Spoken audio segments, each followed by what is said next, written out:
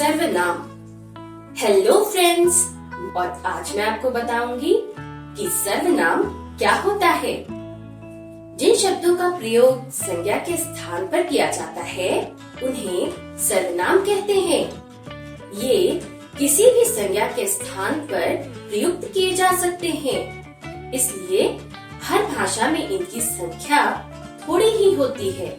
जैसे मैं, हम, तू, आप, ये, वो, जो, कोई, कुछ, कौन, क्या आदि। सर्वनाम का प्रयोग संज्ञा के स्थान पर होता है, इसलिए संज्ञा के समान ही कारक के कारण इनमें विकार या परिवर्तन होता है। जैसे हमने, हमको, हमसे, मैंने, मुझको, मुझसे आदि। इसे भी संज्ञा की तरह एकवचन या बहुवचन का रूप दिया जा सकता है। संज्ञा के समान इनके साथ संबोधन का प्रयोग नहीं किया जा सकता। हिंदी में मूलतः सर्वनाम 11 प्रकार के होते हैं।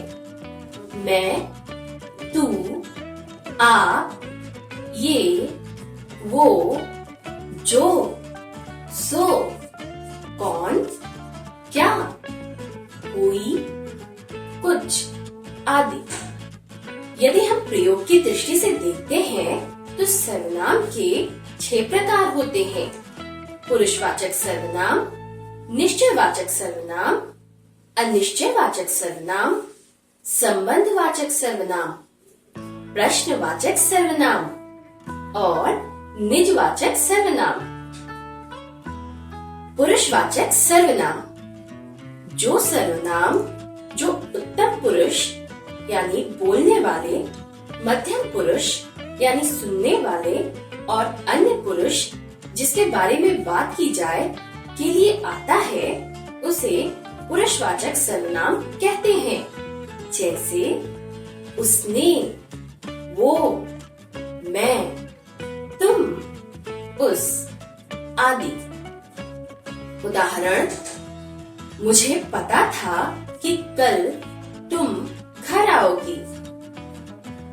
निश्चयवाचक सर्वनाम, जिस सर्वनाम में पास या दूर किसी व्यक्ति या वस्तु की ओर संकेत या बोध हो, वो निश्चयवाचक सर्वनाम कहलाता है। क्योंकि ये संकेत करता है, इसलिए इसे संकेतवाचक सर्वनाम भी कहते हैं। जैसे ये मेरी पेंसिल है, ये मीना की ड्रेस है, वो सीता की ड्रेस है।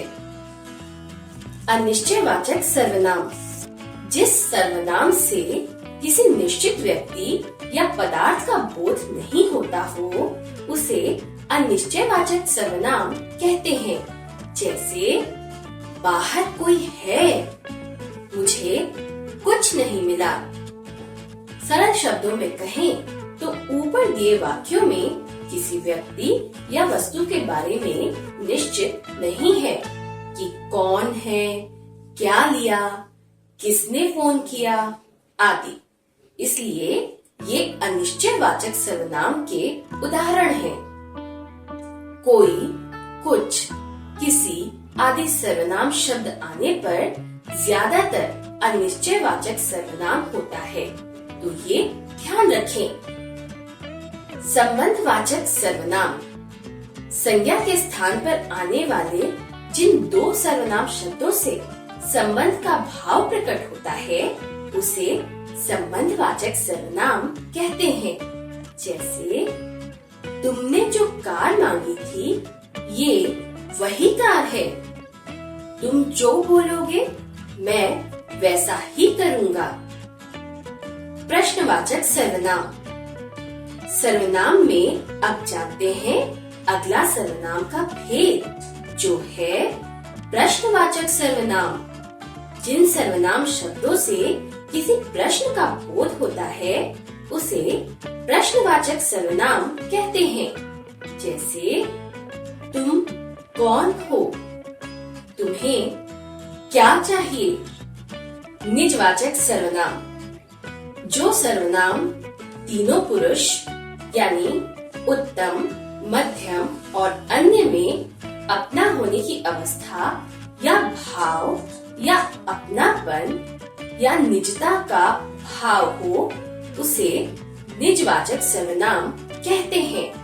जैसे मैं खुद आ जाऊंगा, अपने आप काम करो।